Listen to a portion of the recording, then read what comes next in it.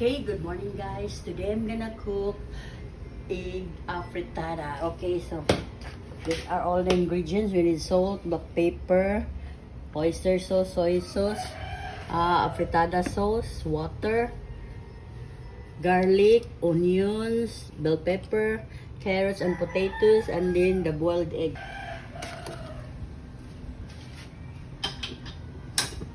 Okay, so the garlic.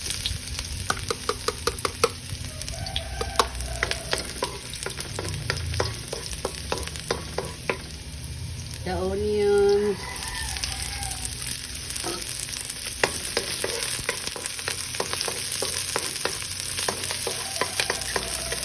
the bell pepper,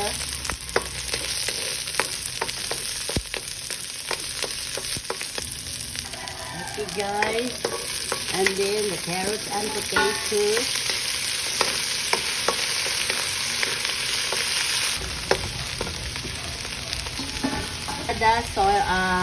Frittata sauce.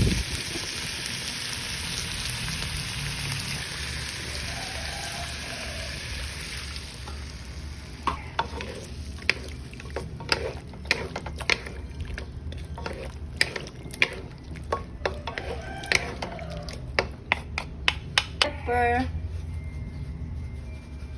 Sauce. Oyster sauce.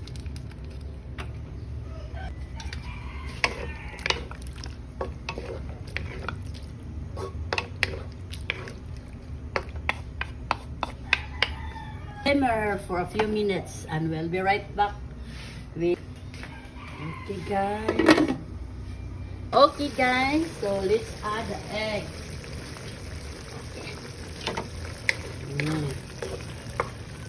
Let's add the egg so that ma-absorb ang sauce sa eggs. Got the tone guys. Okay, so let's simmer for 2 minutes. Eggs mo, ang sauce mo absorb sa eggs, okay? Egg frittata is done. It's super yummy, guys. Our egg frittata is done, and it's super yummy. I'm gonna off the heat now, okay? And it's tasting time. I just taste this one. The potatoes and the carrots.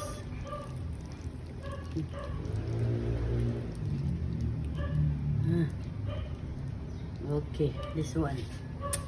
Okay.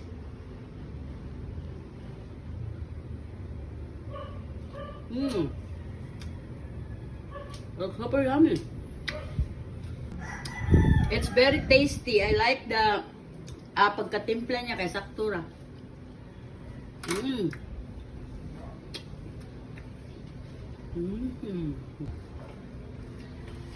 Egg frittata guys, it's done. It's very simple, very easy and very quick.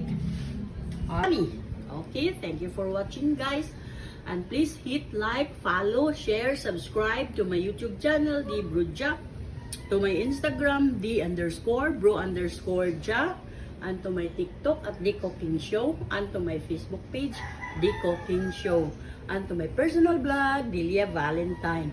To all my supporters and non-supporters, thank you for watching.